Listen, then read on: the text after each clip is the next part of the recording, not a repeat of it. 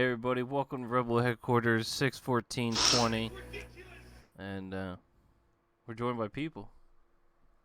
By the people. The people are here and the people are there. I'm off work for the next week, hopefully, so I'm gonna be here for a little bit. Are you gonna pop by every night? I gotta see if Corey's doing. Uh, He said he'd get on. Yo, you missed it. I, Last night was a crazy night. Tonight, I mean, all we got is chop I mean, feeds. I've seen the aftermath. Fucking On my channel. Watch just saw that if shit you want to about see the truth. saw shit about fucking Wendy's on fire and shit Watch and my everything. channel if you want to know what actually No, happened. no, I get. I saw like your tweets about it and everything, and it Yeah, was they just let it happen. yeah, they were busy arresting peaceful guys and letting the guys commit actual crimes go off commit crimes because that's what they want. Yeah, so that proved everything. That proved that narrative that they just wanted to use the looting as media hype and actually suppress the First Amendment.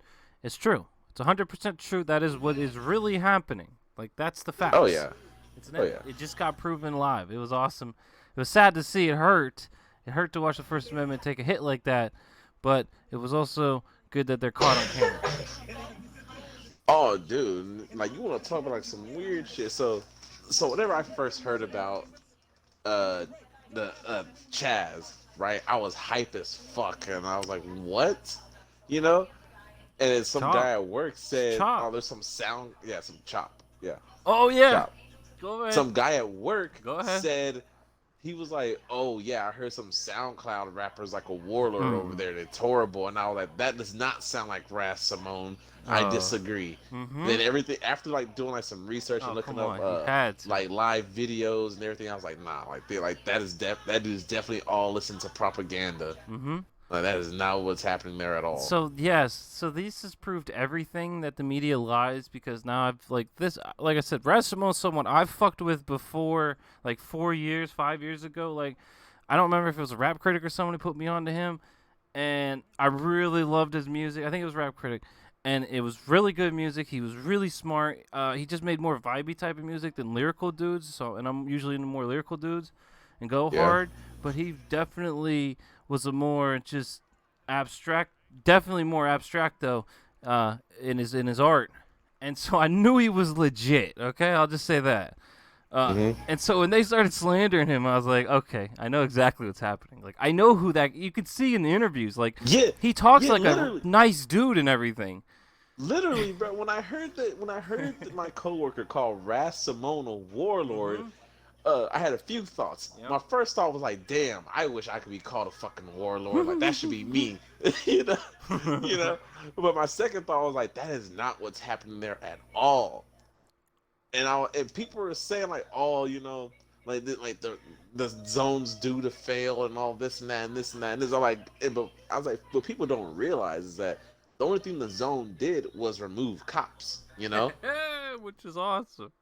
Which is also the point. That's the point. Yeah, that's the point. And everyone's saying like, "Oh, like it's gonna fail. It's gonna be horrible." Like, bro, people can still, do whatever they need to in that part of the city. There's just not gonna be a fucking cop. Yep.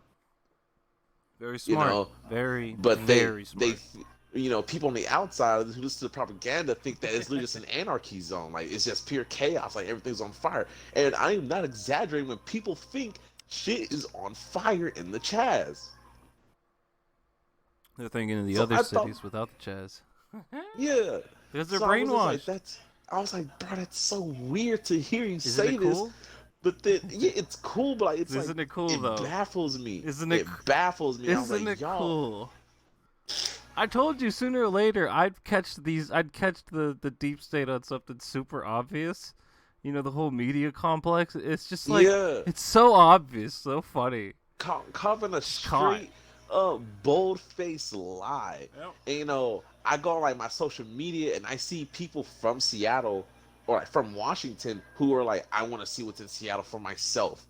And they go there and they're like, yo, this is not anything I expected. Like it's so peaceful and tranquil and all this and that. Like I remember seeing one dude say that he was like, oh, they're trying to make their own nation. Like they don't have people with any skills. Like they're resorting to farming. That's why they switched it's the a name, failed by the way. state. They don't want to make their own nation. Yeah, and I was like, bro, it's an autonomous zone. It's not a failed state. And another thing that I saw was They changed the I name think though. like this is what conservatives should want, right? You know, oh, our government's being tyrannical. We don't want the government. Y'all aren't a part of the process no more, right? But no, that ain't what these gun-toting motherfuckers want. We was right. All they want is just to flex their guns, that they don't want to actually use them. And the fact that the autonomous zone happened without the protesters getting violent and fucking shooting every cop they see. They did everything these gun-toting conservative fucks wanted to do without the violence. Yeah. And now the only time you see guns is when dudes are just patrolling around or Somebody tried to at commit like mass murder. yeah, they just patrolling around making sure they're doing what cops should do, keeping the peace. Yeah. But they're not going around oh, you Yeah, they're not smoking going weed? around beating. Bop, he gone. Yeah, they're You know, not oh, going around be like, hey, you hey, fuck jaywalking? you. Bop, Like he you get your gone. ass be like, hey, you got a permit for that license? You know? Are you sleeping in that tent homeless person? But like they're doing a better job than the police. The fact that they're helping the homeless people heavily there. I saw. Okay, let's be I saw clear on something that. Like I saw automatically something that W was like, column. oh, the crime rate is up 300% in the C.H.O.P zone, What and does then that mean? it hit me. Yeah, yeah. Here's what that means. It means that it's a bogus. It's one of those things like they flex the numbers because you can say everyone in that autonomous zone is a criminal, right? Because they're not abiding by the federal law, so to speak, because they ousted all the cops. So you can just say, oh, everyone that in there is a criminal, and be like, oh, that's a 300% jump up in crime rate. So whenever the media gets that number, they're like, oh, it's so terrible, they're 300% up in crime. I was like, no, that's not it. It's that whole thing. It's like, if you make something illegal, congratulations, you just made a bunch of criminals.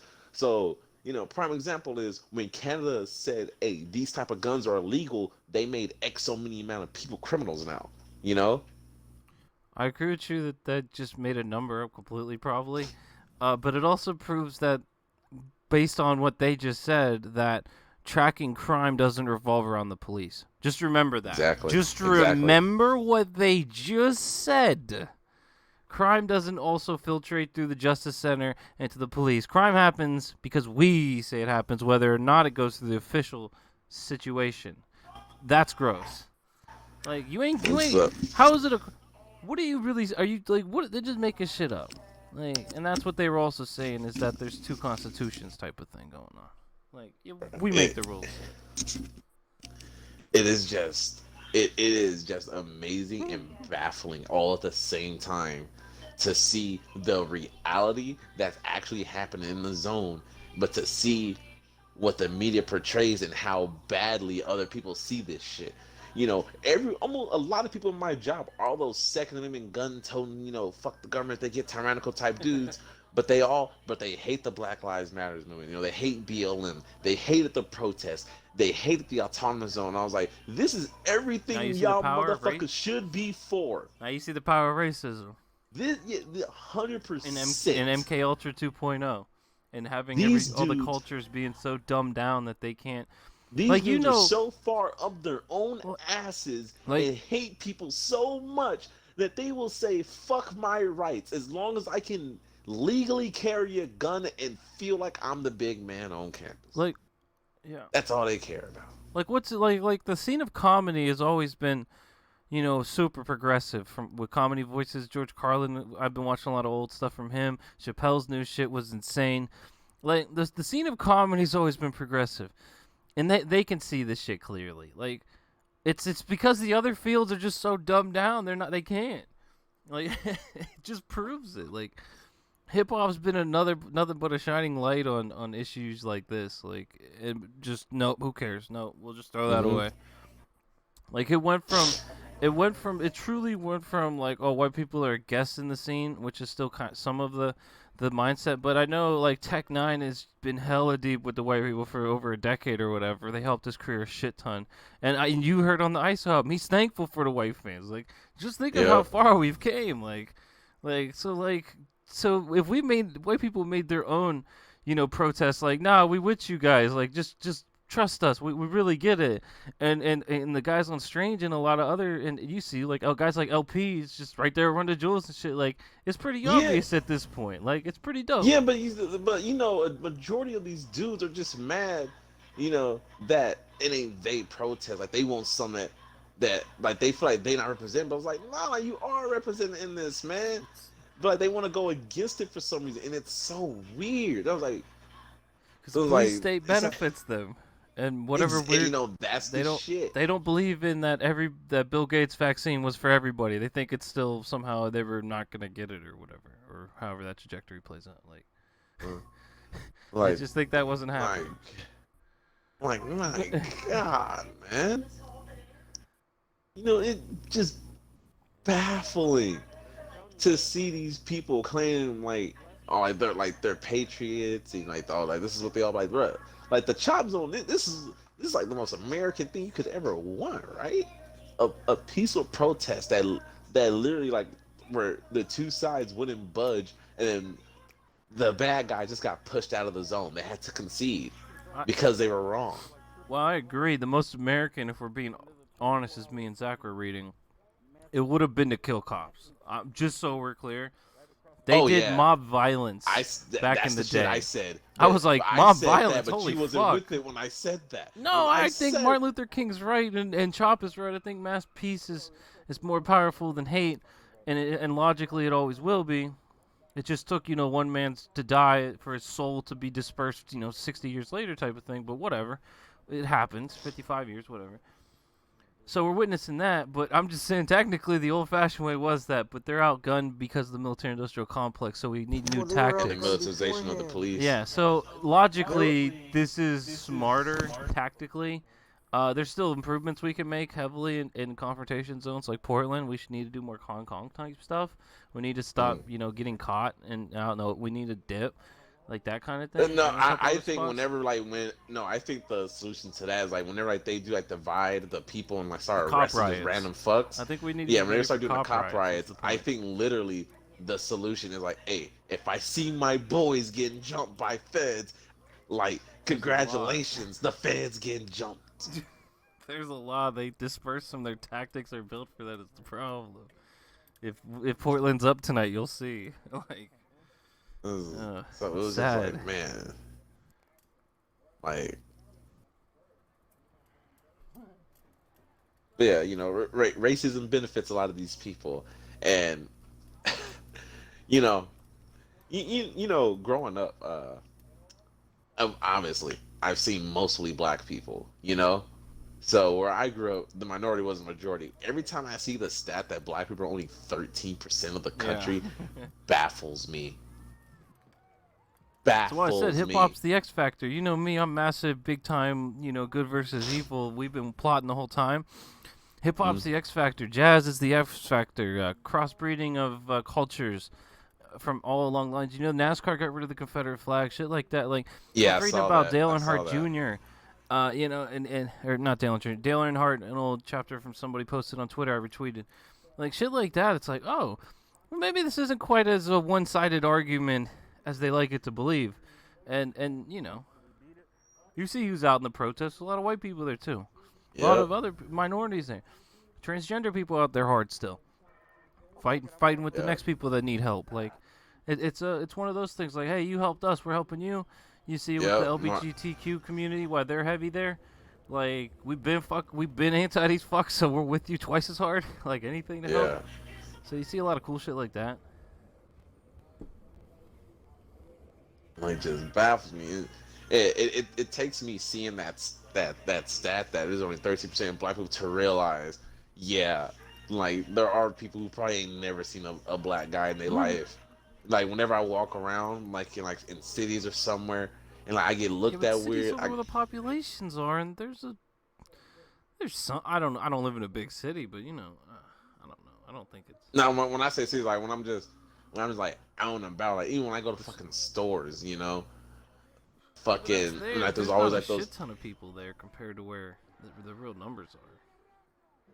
But I know what you mean. I say all the time, man.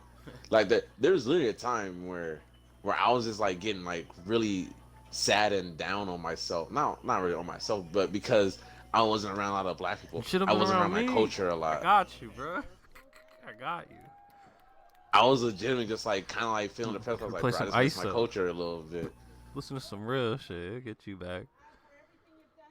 This is some RTJ. I told y'all, sucker. I told y'all, Yeah, you been suckers. listening to that album before?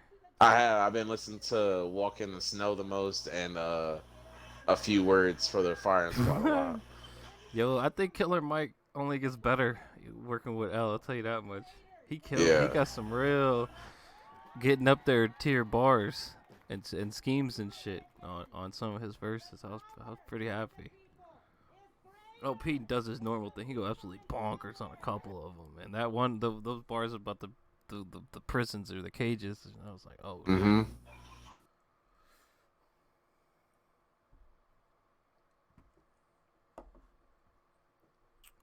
Anyways, well, that was Atlanta last night. I think we talked about a little bit. Doggo cam and chop. There's just a lot of chop cams right now. People are getting Yeah, I gotta arrested in talk. Atlanta. I gotta text Bravo or something like, "Hey, you all right, man? I heard Atlanta getting kind of lit." Oh, that's where he is. Yeah. Bravo lives in Atlanta. Hey, I message him every couple of days or whatever with some new shit. He don't ever respond, so he must be fine. Like he don't care. I I told don't him. message him every couple of days. I message him like every couple of weeks, and usually he responds to me. We have like a quick little conversation, just catch up real Actually, quick. you make a good point. Did you see that video? The one in Atlanta from 2 nights ago? I did not see any videos. It's The guy getting hard as killed? fuck to see a video. And why they were No, I did protesting not. in I Atlanta? only heard about the guy getting killed. Haven't seen videos Oh yeah, go of watch it it. real quick. It'll be funny. Well, not funny, Where? but Is it on your channel? no, you can find it on just YouTube, like the news report. They've been there. They have since then they've also released the body cam footage, but just find the one that they showed on the news or whatever. Atlanta protester killed. This is Yeah, dude at the start of this part 2 video basically says the cops couldn't take getting them hands, and so they killed him. And that was basically that's what happened. The dude was I don't know, sleeping in his car drunk or whatever, and they fucking killed him because shit got escalated. Because they tried to that's all I arrest know to somebody do. sleeping. Like, oh, you can't sleep in America. Oh, you got me. That she accepted the resignation of Police Chief Erica Shields after the killing of 7-year-old Shard Brooks. I do not believe Shard that Brooks. this was a justified Let me. You turn it down a little bit. I'm finna look up his name. Yeah, it's just more evidence of what people are protesting. Yeah, here's the about, body cam footage. Doggo. Fuck, this shit's 43 minutes long. That's the whole fucking news broadcast. Protesters blocking this busy Atlanta interstate and descending on this Wendy's restaurant, Oh, smashing fuck windows and setting the building ablaze. It was this parking lot where 27-year-old Rayshard Brooks was shot and killed by an Atlanta police officer. One thing that nobody can disagree is that it shouldn't have happened. This eyewitness video shows a struggle between Brooks and 2 Atlanta police officers called to the scene because Brooks, asleep in his car, was blocking the drive-thru. What are you doing here? Police body cameras show the encounter was mostly calm for about 43 minutes. At one point, Brooks took a field sobriety test, which investigators say he failed. As officers tried to arrest Brooks, he grabbed one of their tasers. In this surveillance video, you see Brooks running away from officers, appearing to fire a taser over his shoulder. An officer responded with gunfire, killing Brooks. I do not believe Damn. that this was a justified use of deadly force. Man, fucking. Atlanta Police Chief Erica Like, Shields submitted her oh, resignation. you're drunk, writing, arrested. "It is Oh, time for great the job. city Like, to move forward and welcome build to- trust between law it's just so enforcement and the stupid. communities they serve." Dead. Chris Stewart represents Like, is it really Brooks' worth it? He wasn't doing anything crazy or violent or harming anyone. People. Oh my gosh, shit breaks my heart every time, man. Say his Now you name, see- Rashard Brooks. Now you see why I was watching all those videos of people getting mowed down in New Zealand and whatever, man. Building up tolerance to shit. Like I said, Oh people, gosh. religious people getting mowed down. You know how much I hate religious people and all that other propaganda shit, but you know, it's still a human. I still feel pain, the same as anybody else does watching the George Floyd and shit. I felt for every single one of those people you mowed down there watching. You know what I mean? So like, man, you can't be afraid of evil. Are sick of watching black men. But yeah, that was some bull. Yo, turn that shit down. What you doing? Yeah, my bad. That shit was Just watching crazy. shit. That's what people are like, bro. You can't just kill somebody because they run away. You cannot do that. I'm like, how can you not see the slave capture and just narrative just pop right before your eyes? Like, Yeah, that was literally it. Yeah, that's literally it. It's like, oh, you running away, dead. I know it's like, come on, it's just so obvious. Like, it's so gross, man. It's so annoying. That's why I said, man. I feel like it's just so stupid. This is so. It's like, the deadly force should be like your last option, not your first. That was, man. It's just you can't make this shit up. It's just it's sad. Should never be like your first or your second or your third. It should be your last motherfucking option. It's just, man.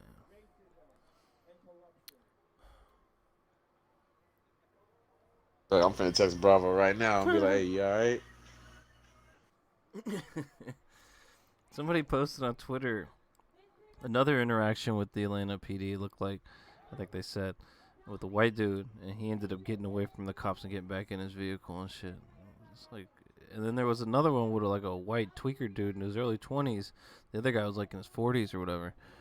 And the tweaker dude ended up fighting the cop and shit, took a taser and started tweaking like he was on bath salts, and he didn't get killed. It's like, yeah, man, shit just is so, what the fuck is going on?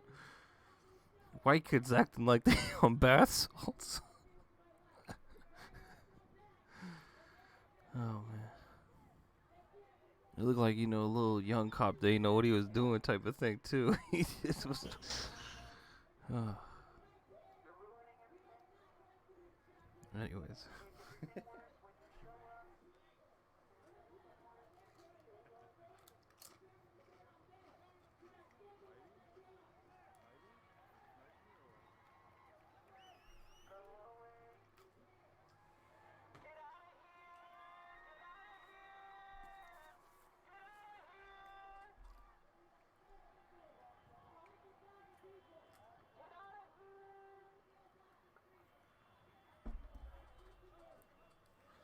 So we read like a chapter and almost 2 chapters of Madison's Gift. And you listening? Yeah, I'm listening. I just texted Bravo and I'll see if he texts back. 6 president And of the the 5 United States. partnerships that build America. We was reading the George Washington part. Yeah? Some Fuck interesting shit, some funny shit, all kinds of shit. Washington was a weird dude, but in a good way. Like, How so? How was he a weird dude? So just off without reading it. So it was me and Zach been making the joke is so after the Revolutionary War, he was kind of just sitting on the side, not really much to do, but was they were building up the government and shit, and they put him on worrying about the Potomac River and trying to connect it to the Ohio River. And the dude, he has, just as you would expect, an addictive personality. So he became obsessed with the shit. He'd always talk about it when he had people over. That's all he cared about for that time span. Like, just that. So that was an interesting thing. So. Even wrote letters to people talking about it. Gotta change it. Like, that was cool. But then we also learned other cool stuff. I mean, hey, it's nice to see a leader passionate about something, not like the bunker boy we got. Oh, yo, I love that people starting to call Trump bunker boy. Like, I fuck with that. His passion is that bunker. He loves He loves the bunker. Man, that was his destiny. He was calling for How it. you gonna be a leader of American people but be scared of American people at their finest, man? That don't sound like you should be a leader. That don't sound like you should be a leader, man. It's like, let's take it like this. Let's take it like this. Let's say, Americans were, these actual, like, let's say Americans as a majority were like basically barbarians. We were all these savage ass motherfuckers. And that's just who we are as a people. That's what we grew up as. Whoa. You know, let's say worst case scenario, like Go we with just this. some It's all barbarians. You know, if you was a barbarian, I'll go. would you be cool with your chief being a bitch? You're like, oh guys, I don't want to go on that raid. It could be dangerous. You know. Yeah, I told you my joke is he's the highest elected official whose job it is to bridge the voice of the people to the people and the government, and his negotiating skills is hide in a bunker. Like that tells you He's supposed to be the avatar. He's Mhm. supposed to be the I avatar. know. That's why I said I should be president. Like I'm way Like you're better at supposed this to bridge. shit. You're That supposed guy to was be the bridge useless. between the people and Yeah. the government, between the human He world and the spirit He was world. a hider, type dude. shit. He was gone. Like, come on, bro. Hey, when the Get world you a needed him most, megaphone he and vanished. talk to When the them. world needed him That's how most, you know he we're ran vanished. by robots. They're not real humans. They're robots. They don't have any human in them. They're just bebop boop. They couldn't. Could you imagine him going to give a speech, talking to them for 2 hours, 3 hours at night, hearing them out, or what, pretending to at least? Like, no, he couldn't do that. No, He he's could scared. never do that, and that exposed the whole system. That's also the point of protest. They proved it right there. So that is a good point. I think you guys don't over talk about that issue enough. Actually, I think I agree with you from a freedom standpoint. That was his test, and he failed it. Yep. Because that's the First big old Amendment. The bunker. government's supposed to Big old bunker redress, boy. whatever it was. The government's supposed to hear out your grievances, and he didn't come out. Yeah. So he Yeah, failed. you know, it's supposed He to be- broke the law. It's like the whole essentially. State of the Union address. Like you address the state of like the country. You know, he should have definitely came out with one of them type of things. You know, like a Gettysburg Address type shit. You know, 7 years ago type shit. He just came out with a megaphone, talked to them. I'm like, literally, yeah, he could have went to the I think he streets of should've just DC did that. with a On megaphone. the other side of the you gate, know? walk up and down it, talking to him. Just tremendous. Bruh. He could have did all his Bruh. favorite one-liners, man. People would at least Bruh, laughed. He could have entertained them. Yeah, It'd have I been said funny. At I'd the have beginning, voted I'll for say that. it now. If Trump came, use the National Guard to hand out fucking White Claws and just had to sit down with everybody just talking. Yo, they throw White Claws in fucking Portland. You can't do that. I start drinking White Supposedly. Claws. Supposedly Yeah, they do that. they're not throwing empty White Claws, man. I'll tell you that much. Shit, I actually bought a case of White Claws, and they're not all that. I mean, I get the whole idea that they're super easy to drink, but they don't really taste that good. Like I've had harder liquor that tastes better, so it's like I'm not drinking this shit.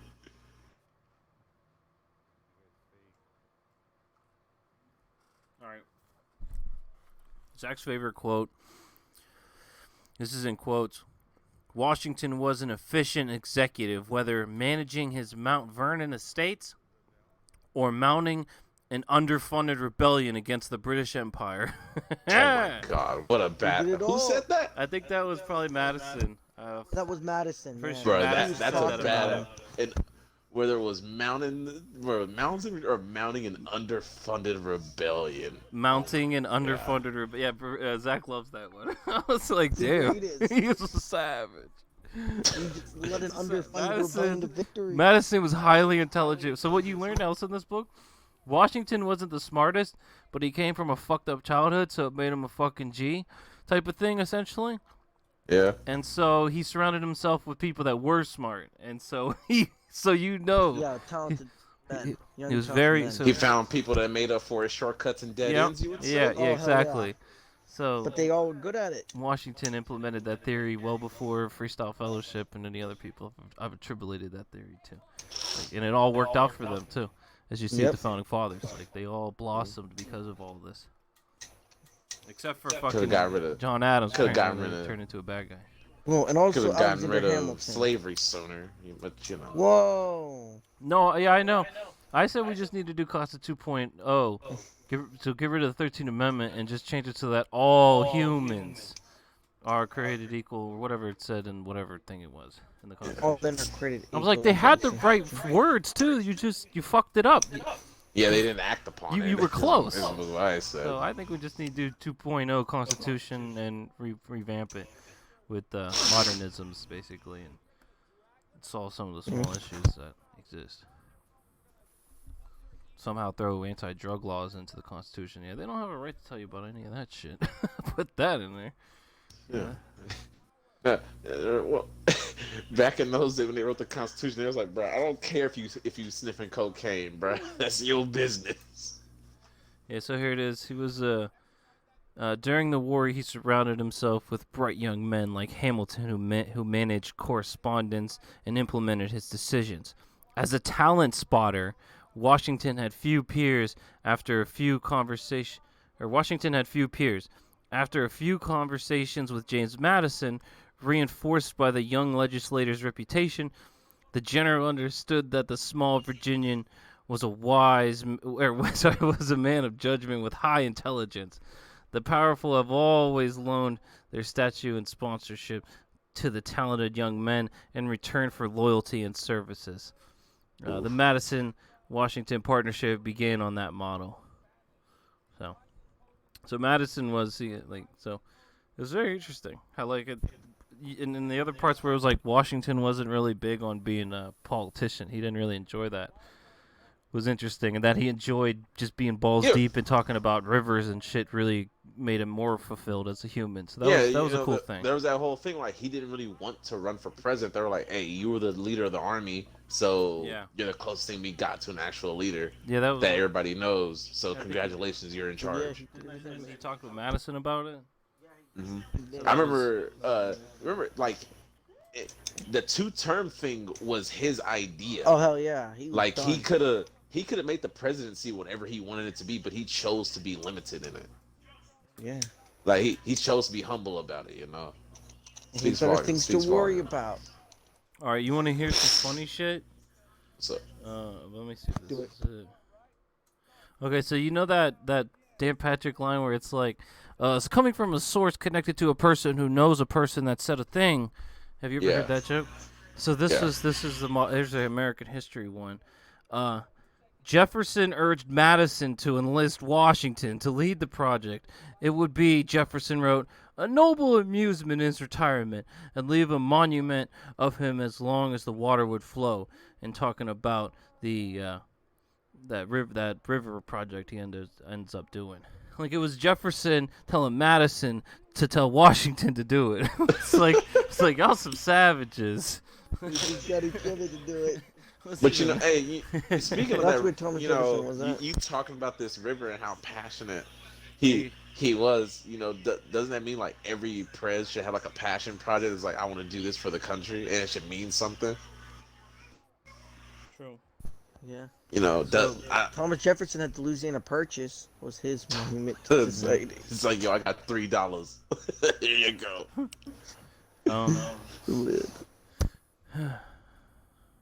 So it was part where Washington would labor sometimes apparently. He greeted his company with a mid-afternoon dinner, dressed in a plain blue coat with white cashmere waistcoat and blue breeches. After the meal and two or more hours at his writing desk. So he'd go for at least 2 hours at his desk a day. Yeah. I thought that was interesting. Because, I mean, you know, if you're a creative type or whatever, you get that. Yeah. So I just thought that was really cool that was something pointed out, because that was something that I liked.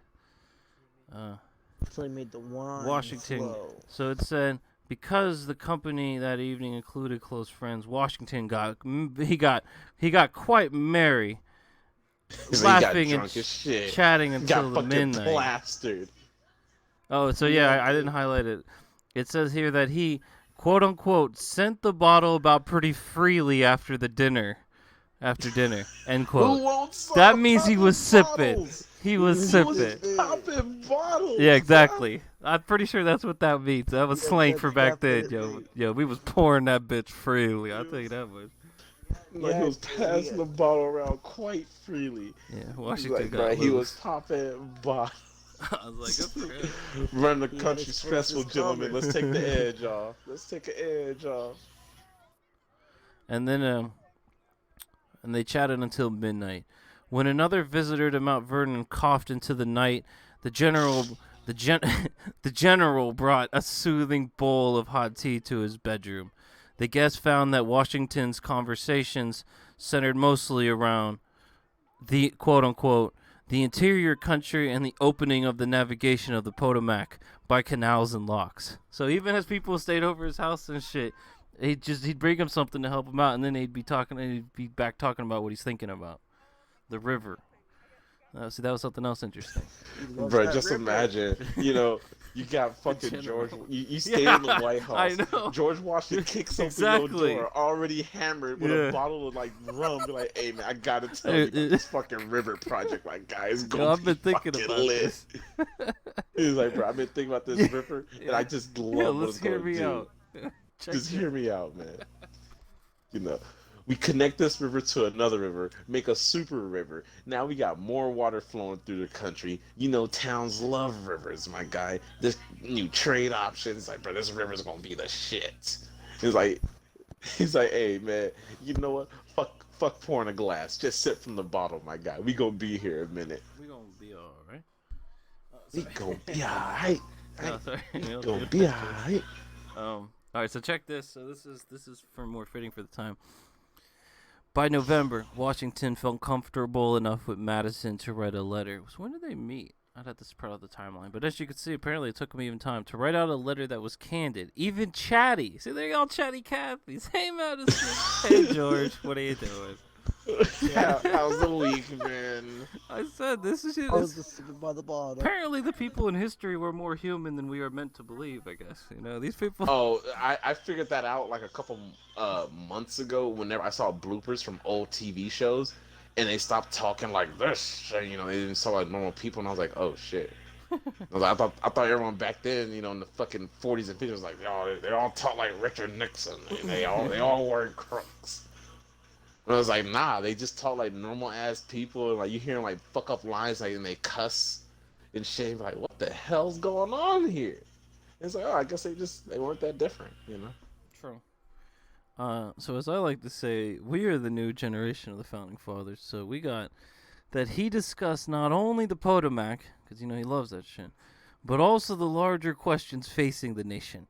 The general confided that the need for Congress to regulate commerce seemed, quote, remember he said to regulate commerce, by the way. Regulate trade. Yeah. Regulate remember, Wall that's Street. lefty regulate policy. Remember that. He was for that. And, quote, it was self-evident. I am at a loss to discover wherein lies the weight of the objection to the measure, end quote. Discover wherein lies the weight. Okay, so he's saying it's not even he's saying it's oh my god. He's literally saying it's illogical. He's saying it's illogical to go against him. Holy shit. Wow. Yeah, that's what's so. I'm taking this book with me everywhere, bro. This is the shit. Anytime I go like out. that. I didn't even know that. No, I didn't. I told you, if you read some of this shit, I've told you, these founding fathers are a lot more fucking revolutionary than, like, I have the Thomas Jefferson book. They did mob violence. I'm not joking. Like, they were psychos in a good way, but like, they were more radical than what we are. Like they went and beat the shit out of people that supported Britain. Like, you want to support them? Get the fuck out of here, you piece of shit. Bro, they turned them into chickens. Shits I read about when like the loyalists, like they would get their shit kicked in. Dudes would be like, "Oh, you loyal to Britain? Yo, come catch these problems." It's like back then they didn't give a fuck. I was like, man, I'm gonna beat your ass. Get your ass whooped. So it says Americans, he added, are, quote, are either united people or we are not, end quote. If not, quote, let us no longer act a farce by pretending to it, end quote. So even you could take these to modern day issues, and like it's very obvious on where the founding fathers would lie on this shit. It's very simple politics. You think we'll get a politician soon who will just start quoting? Me? You fucking dumbass. I'm about to think about. I'm thinking, bro. If I can run from the right here, it'll be too easy. I'm really thinking. I'm getting a V mask. It'll be a great conversation starter. I keep one of these books with me at all times. In times, and I hit him with this shit. I got it right. The right, they don't even know what they stand. They just fascists. They don't know what they stand for. They're supposed to stand for small government. Revolutions. The government gets too big and too tyrannical. They may not, but I do. No, I do, but I'm saying the right doesn't. I'm saying the right doesn't at this point. I know. No, I agree with you. I'm just stating it because it's fun to say. You know what I mean? Because they It's pretend, fucking remember, hilarious. they pretend saying that means something. Well, I say it and mean it. You know what I mean? You got what I mean? Like, I truly mean, like, we shouldn't have any extra fucking, any point in the government past the point where it's needed. It's not rocket science. It's common sense. Like, shut the fuck up pretending otherwise. Like, I don't want pure. I want people to be free. I don't want them, like, I mean that, you know, with the job. I want a future-proof society. Like, that's the master free. We should be striving for that. So, that's my goal, I guess. Even before Wall Street was a thing, homeboy was like, "Yeah, we got regulate trade, man." Yeah. This is why. At work, I was like, bro, I'm pretty sure you don't have to be smart to be a politician. Like, I'm pretty sure you can be dumb as hell and run for it. Because I was like, you know, to be a smart, you always think like, oh, to be president, you gotta be hella smart. You gotta know all these laws, all these rules. You know, find the loopholes to certain shit, right? You know, but it's like, no, you can literally just do and say whatever you want, and people are just like, okay.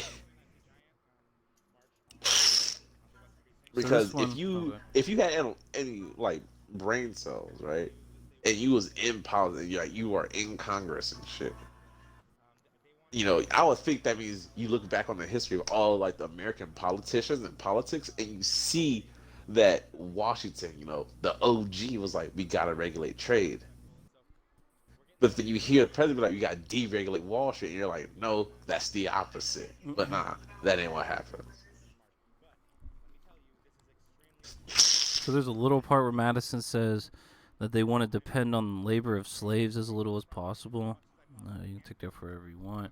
Another part says Washington was eagerly explaining to Madison his wish to that the upcoming convention in Philadelphia, quote, this is from Washington, provide radical cures, end quote, for the nation's ills. Madison agreed that only radical steps would defeat the malignity of the disease. That's in quotes. Damn. Infecting the government. He also provided a preview of the new charter of government he would propose in Philadelphia. So remember, founding fathers believed in radical policy changes. That's what you want is I know, radical I'm just policy. saying, You don't want to nickel and dime your way down the field. Nah, hell Mary, bitch. And then here's another one connected to that. By the convention's end, the two men shared a powerful conviction that the Constitution, whatever its flaws, so they admitted it was flawed in the time, which is very interesting, promised the best future for the United States. Once again, acting as Washington's agent, Madison rushed to New York to guide the document through Congress. Then they make politics sound real. They make it sound real enticing. Then kept the general fully informed about the state of the ratification battles. They swapped catty remarks. Again, these fucking dudes, man. Catty remarks about adversaries like George Mason of Virginia and Charles Pickney of South Carolina. Madison shipped copies of the Federalist to Mount Vernon, which I think is something by Thomas Jefferson. Is that? No. The Federalist? Yeah. What is the Federalist again? I got that was not Thomas Jefferson. Who did like the Federalist Papers? I don't know. Because those were written by Hamilton. A lot of them. Yeah, it was Hamilton. Oh, then that's dope. He was then, the ain't Federalist. that? He was the boss of the Federalist. The Federalist Papers was essentially a series of articles written by like 3 people, made to look like it was a bunch of people that supported the Constitution. They were people. Yes, literally. Hamilton went to like 2 other people or like 3 other people and was like, "Hey, help me write these." And the plan was to write like 25 articles and make it like 25 different people all wrote these articles saying like, "Oh, we support the Constitution." But in reality, it was 3 of them. They didn't even write 25. They ended up writing like 48, 50 something. Like it was a lot more. So and it was all supposed to be like, "Oh yeah, all these people are in support of the Constitution." Yo, here. You want to hear what a patriot sounds like? What's a patriot? Washington assured him that, quote, this is all quotes from here on, the consciousness of having discharged that duty of which we owe our country is superior to all other considerations. That's what he said. That's a good quote. Oh, say that one more time. Say that one more time for the people in the back. You toxic. It says the consciousness of having discharged that duty of which we owe our country is superior to all other considerations. Saying that serving the country is the best feeling, and actually having done it and everything. Because, I mean, he actually did. I bet he had the best feeling of all time. He's like, bro, we just fought for all this. Like, god damn. And back on that radical change is needed and all that shit. You know, I caught myself lately saying people who take small steps don't get remembered fondly. You know, like you don't get your face on a mountain for taking half measures. True.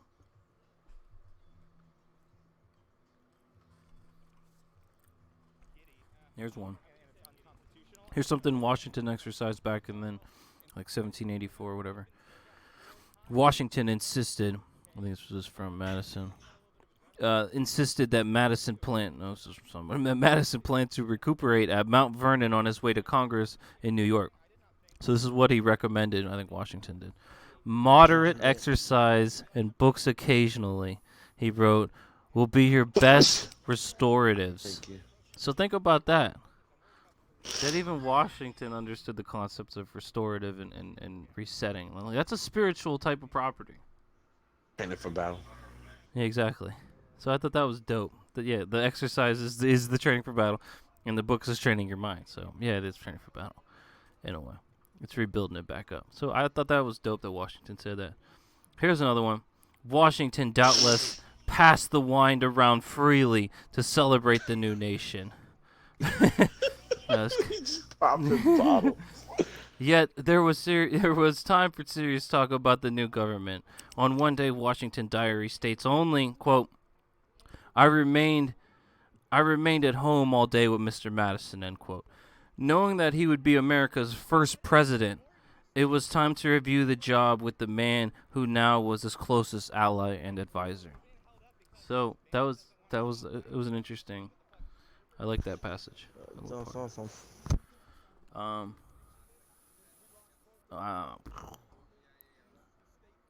This says the first year or two will produce all of the great arrangements under the new system and may fix its tone for a long time to come. So even Washington knew the country wasn't going to be perfect from there on out. That was the point of why I have that there. That's his quote. Fix its tones for a long time to come. So, and then amendments. There's another part where it says, then amendments could repair the real problems. So even they knew the amendments were needed.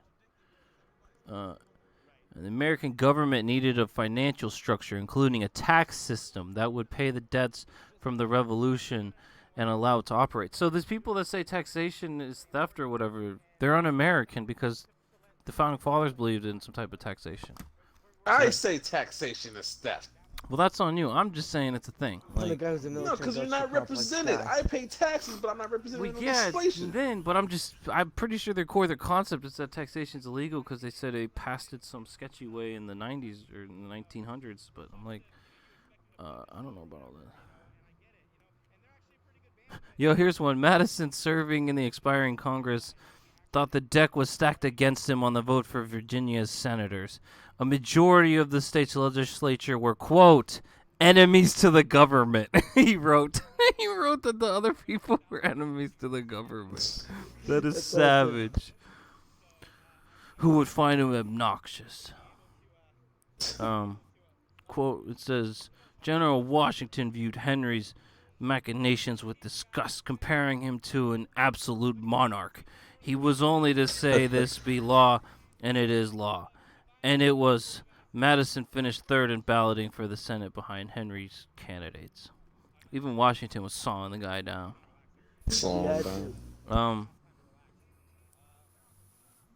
Madison said he preferred to serve in a less elitist House of Representatives. But Henry moved to block him there too. First, Henry jammed. Well, you don't. The whole point of like the House of Representatives and Congress is like you don't want the elites running shit. Like you want like common everyday people running your shit. Henry jammed anti-federalist counties into the congressional district that included Orange County. So they did gerrymandering all the way back then, apparently, even in the start. Huh.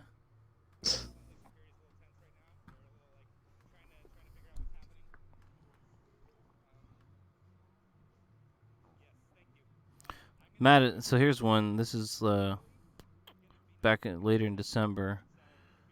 The Madison would stay for a week, leaving on Christmas Day. I think Madison found the general alarmed about his personal finances, disappointing crops and high living expenses, which he called contrary to my wishes, but really. Wait, where is it? Shit, I lost it. It's difficult, man. Contrary to my wishes, but really unavoidable, he left the general feeling, quote, more sensibly the want of money than I have ever done in any part of my whole life, end quote.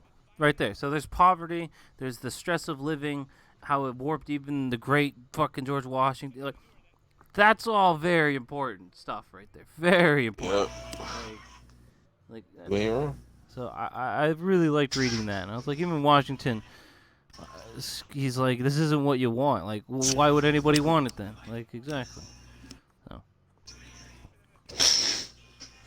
You got Washington, enthusiastic about anything connected to the river, wrote a letter attesting to promise of the location. Madison forwarded the letter to Jefferson in Paris, asking him to recruit French investors for the project. The general admired a French watch of Madison's and later asked a friend from Paris to acquire one just like it for him.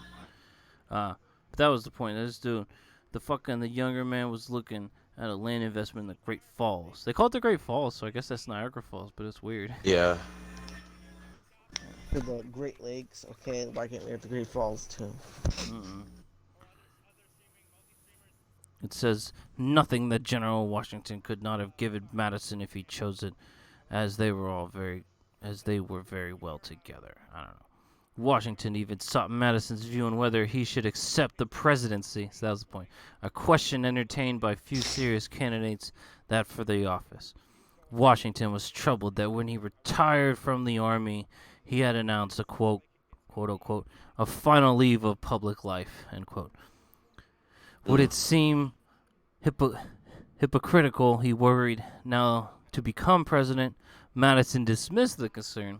Washington was, quote unquote, indispensable, and he could apply. Prove his integrity by returning to private life after the presidential term. Then Madison left to fight for his seat in Congress. Washington was, quote, indispensable. I'm pretty sure that means what I'm thinking. Madison saw him down, bro. You just gotta do it. Come on, man. It's not important. Yeah, you're indispensable. Like it's not that big. You're needed. Like you're critical. You're critical to the situation. Lead us to victory in the American Revolution for our independence or anything? That's crazy. Well, an underfunded rebellion you led to victory against one of the powerfulest countries in the world at that time. This part where it says he spent January seeking votes in the district's 8 counties, getting frostbitten and stuff. Sam Madison,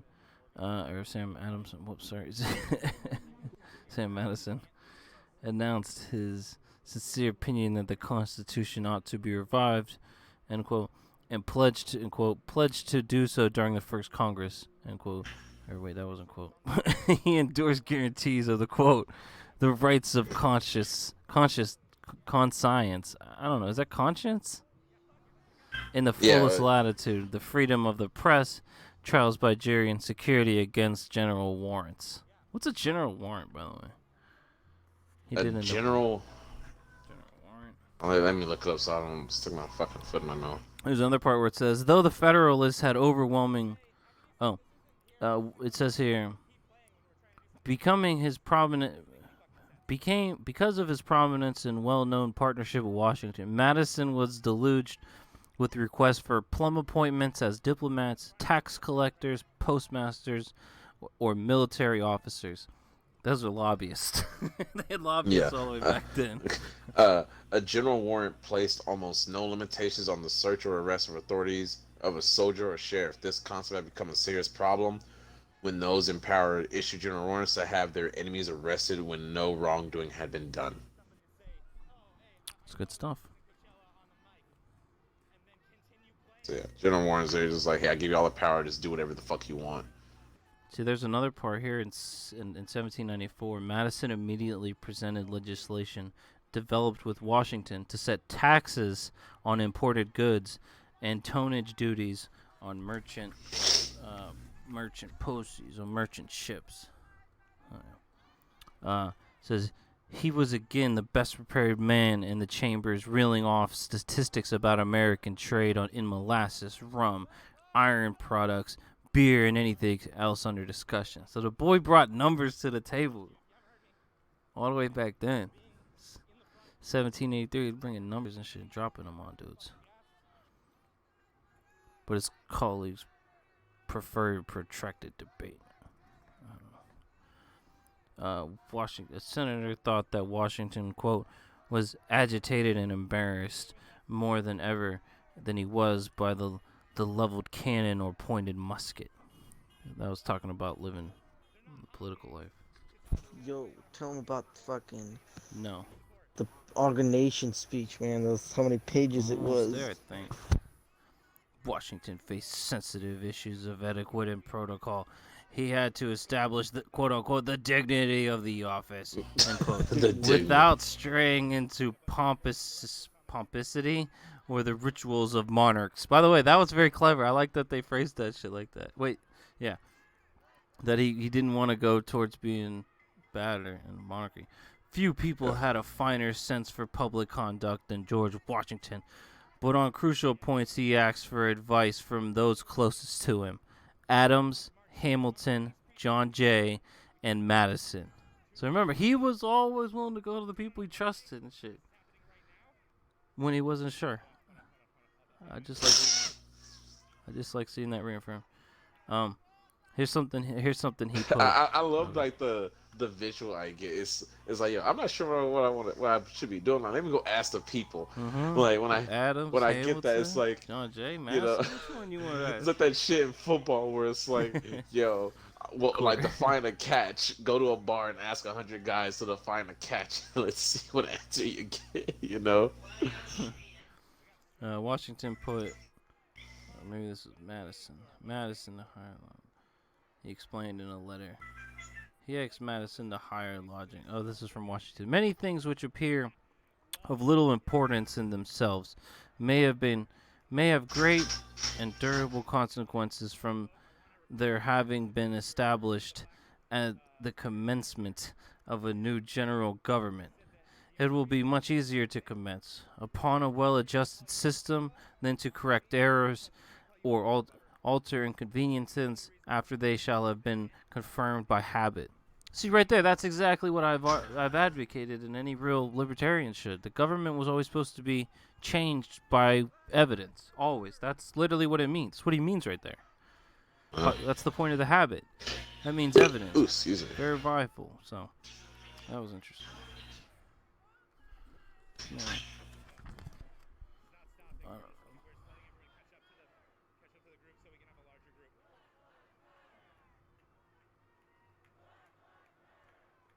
And yeah, there was another part where he wrote like a speech for Adams. It was like 60 some odd pages. And he was like, yeah, could you like not? And so he ended up getting it down to 4. It was 73 pages of his organization speech. He's like, bro, I ain't reading this shit. I ain't gonna be here all day. But that shows, you see what I mean by addictive personality. Like, write a speech. And he wrote a book. A small book. He had to. He had to write a book.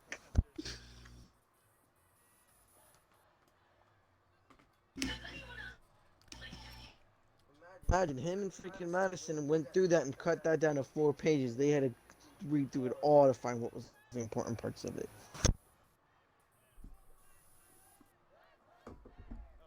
They took politics real serious back then, by the way. I'll tell you that much. You should always be taking politics that serious. No, I mean like the seat, like, and its importance and everything compared to what it is now. It seems, you know what I mean? It was serious as fuck.